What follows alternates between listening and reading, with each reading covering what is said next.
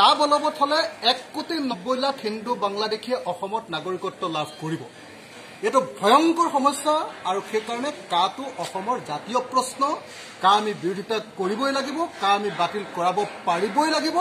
যদি কা বাতিল কৰাব নোৱাৰো আমি কেতিয়াও বাচি থাকিব নোৱাৰো সেই কাৰণে আজিৰ দিনটোত মই জেলত থাকিম কিমান দিন জেলত ৰখাৰ পাছতো মই দৃঢ়ভাৱে অসমবাসী ৰাইজক কৈছো যে কা আমি বাতিল কৰাব লাগিব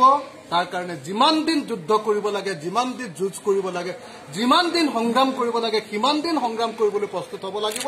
আৰু সেই কথাটো মই আপোনালোকক ক'ব খুজিছো যে মোৰ জীৱনৰ এতিয়া এই মুহূৰ্তৰ আটাইতকৈ ডাঙৰ আশাটো হ'ল যে এবাৰ বিজেপিক 2021 চনত আমি পৰাভূত কৰি প্ৰথমখন বিধানসভাৰ অধিৱেশনত কা অসমত বলবৎ নহয় বুলি আমি প্ৰস্তাৱ গ্ৰহণ কৰিব লাগিব আৰু কেবিনেটত প্ৰস্তাৱ গ্ৰহণ কৰিব লাগিব যাতে কা অসমত বলবৎ কৰিব নোৱাৰে এই সংকল্প লৈ আছো যিকোনো প্ৰকাৰে হিন্দুত্ববাদীসকলক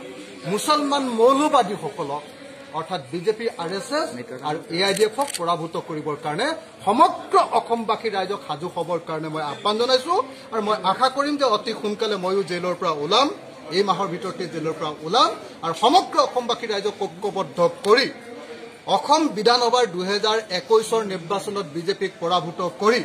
এআইডিএফক পৰাভূত কৰি অসমীয়া জাতীয় আঞ্চলিকতাবাদী চৰকাৰ গঠন কৰিব আৰু আঞ্চলিকতাবাদী চৰকাৰ গঠন কৰি তাত প্ৰস্তাৱ গ্ৰহণ কৰিব এছেম্বলিত প্ৰস্তাৱ গ্ৰহণ কৰিব যে অসমত কা বলবৎ নহব পাঁচজন শহীদৰ আজি এবছৰ হ'ল হয় মই